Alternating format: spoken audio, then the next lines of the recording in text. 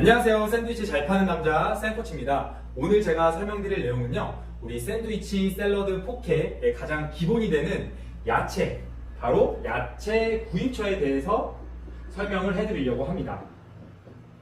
저희도 2년 넘게 운영을 하면서 굉장히 다양한 곳에서 야채를 구매해 왔는데요, 제 경험에 비춰서 한 5군데 정도로 요약을 했고, 중요도 순서대로 장단점에 대해서 설명을 해드릴 테니까요, 도움 얻어가셨으면 좋겠습니다. 그럼 바로 시작하도록 하겠습니다.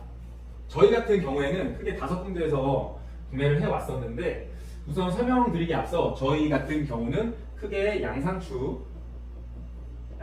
메인 품목으로 쓰고 있고요, 거기다가 치커리를 추가로 쓰고 있고, 적채를 사용을 하고 있습니다. 저희는 로메인이나 기타 등등 다른 야채는 사용하지 않는다는 거 우선 설명드리기 전에 말씀을 드리고요. 첫 번째는 바로 가락시장입니다. 우선 크게 5곳을 설명을 드리고 그 다음에 세부적으로 설명을 드릴게요. 가락시장은 다시 말하면 발품을 뜻하는 거고요. 두 번째는 싱싱이응이라는 어플인데요, 이거는 가락시장에서 하는 어플이라고 보시면 돼요. 어플. 그 다음에 세 번째는 온라인 직거래 업체입니다. 여기에는 크게 제가 메인으로 썼던 양상추 365라는 업체였고요. 365, 그 다음에 야채소라는 곳을 주로 제가 사용을 했습니다. 네 번째는요, 바로 동네 식자재 마트입니다.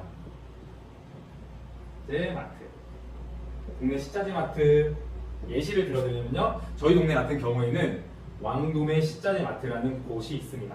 거기서 주로 사용을 했고요. 5번째, 저희들에게 없어서는 안 될 존재, 바로 쿠팡이 메인이고요. 그 다음에 이마트 새벽 배송 있는 거 아시죠? 이마트, 그 다음에 홈플러스. 이렇게 크게 5군데 업체로 보통 저희가 야채를 많이 구매를 했는데요, 첫 번째부터 제가 설명을 드리면, 사실 가락시장을 제가 직접적으로 발품을 팔면서 이용한 거는 최근이에요. 이번 여름, 2024년 이번 여름이 굉장히 기록적인 어떤 폭염도 있었고, 더위가 굉장히 길어가지고 양상추 가격이 떨어질 기미가 보이지 않더라고요. 그래서 저는 이 3번에 있는 이 양상추 365라는 업체를 메인으로 쓰다가 가격이 너무 안 떨어지다 보니까 이거는 이윤이 아닌 역마진이 나겠다라는 그런 위기감 때문에 발품을 팔게 되었습니다. 가락시장의 최대 장점이라고 하면 바로 가격이에요. 가격. 실제로 이번 여름 양상추 가격이 여기 같은 경우에는 거의 45,000원 정도까지, 그 이상까지도 올랐을 때 이 가락시장의 양상추 가격은 보통 3만원 초반대에서 이제 가을로 접어들면서 한 10월부터는 거의 2만원대까지도 양상추를 구매를 했었습니다. 그래서 발품을 안 팔 수가 없더라고요. 그래가지고 가격적인 측면에서 이 가락시장 발품을 파는 게 굉장히 메리트가 있기 때문에 가락시장을 메인으로 지금 이용을 하고 있고요. 단점이라고 하면 바로 사장이 힘들다는 거, 발품을 팔아야 된다는 거, 그런 게 가장 힘든 점입니다. 업체를 저한테 소개받고 싶으시면 따로 개인적으로 댓글을 달아주시거나 아니면 저한테 DM을 보내주시면 제가 어느 업체를 쓰고 있는지 제가 공유를 해드릴 수 있으니까 그렇게 남겨주시면 되겠고요. 두 번째는 싱싱이응이라는 어플인데, 보통 제가 여기에서 치커리랑 적채를 주로 사용을 합니다. 이 어플의 장점은요, 새벽 배송이 가능해요. 새벽 배송이 가능하고, 전날 오후 11시까지 주문을 주면 새벽에 보통 3시에서 4시 혹은 5시까지 가게 앞까지 배송이 됩니다. 그래서 가격적인 측면도 그렇게 막 비싸지가 않고 동네 마트 정도의 그런 가격인데 가게 앞까지 배송해주는 점이 굉장히 장점이라서 저는 이 어플을 계속 2년 넘게 동안 지속적으로 활용을 하고 있습니다. 근데 보통 양상추는 여기서 구매를 하지 않고 있고요, 보통 치커리랑 적채만 구매한다는 것만 알아주시면 되겠습니다. 그 다음에 세 번째, 온라인 직거래입니다. 보통 네이버에 양상추를 검색해보면 많은 업체들이 있는데, 그 업체랑 전화 연결을 통해 그 업체가 각각 갖고 있는 어플들이 있어요. 그 어플들이 있는데, 이 어플을 그 전날 일정 시간, 양상추 365 같은 경우에는 오후 3시가 발주 마감 시간입니다. 야채소는 제가 잘 기억은 안 나는데 이 업체도 보통 오후 몇 시까지 이제 마감이 되면 그 다음날 택배가 오는 그런 시스템인데요. 저 같은 경우에는 워낙 발주량이 많아가지고 이 양상추 365 업체에서 직거래 제한을 주셔가지고 보통 직거래가 월, 수, 금 이런 식으로 있는데 월, 수, 금 새벽에 배송을 해주세요. 새벽 한 6시쯤까지 배송을 해주시고요. 이 직거래의 장점이라고 하면요. 냉장 탑차를 이용한다는 거예요. 냉장 탑차. 그래서 야채 상태가 굉장히 신선합니다. 근데 보통 이 직거래는 좀 발주량이 많았을 때 제한을 주시는 것 같고요. 보통은 택배 발송을 해주시는데 한여름 같은 경우에는 그 떼양볕에서도 야채가 박스채로 쌓여 있는다고 해요. 그러면 야채 상태가 그렇게 좋지는 않습니다. 그리고 네 번째, 이 동네 식자재 마트는 어떤 경우에 활용을 하냐면 보통 주말에 발주를 뭔가 깜빡했다거나 급하게 구매할 경우에는 동네 식자재 마트에서 구매를 하는데 저희 같은 경우에는 왕도매 식자재 마트에서 구매를 하는데 야채값이 보통 이 온라인 직거래에서 구매하는 것보다 10,000원에서 15,000원 정도 더 비싸다고 보시면 돼요.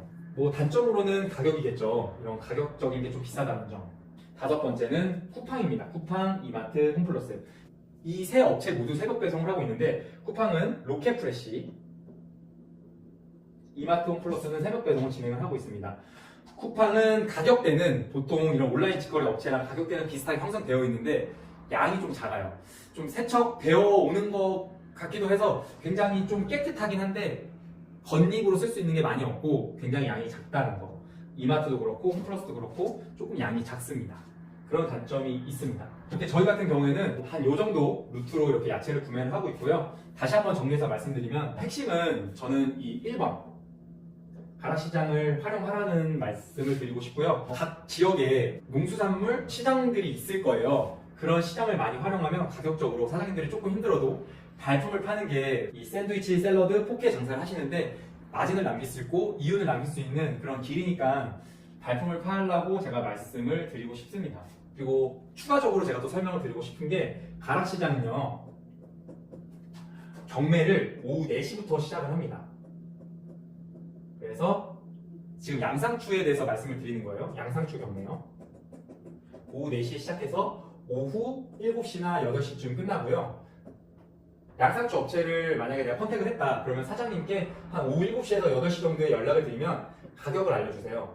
가격을 알려주셔서 오후 8시쯤까지 가면 그 다음날 쓸 수 있는 야채를 구할 수 있으니까 그렇게 부담이 되지 않아요. 보통 가락시장을 이용하면 새벽장을 봐야 된다 이런 선입견들이 있으실 수 있는데 그게 아니더라고요. 오후 7시에서 8시에 구매를 하면 그 다음날 쓰실 야채를 살 수 있으니까 그렇게 부담되지 않는 시간대니까 이런 방법도 있다는 거 다시 한번 강조를 드립니다.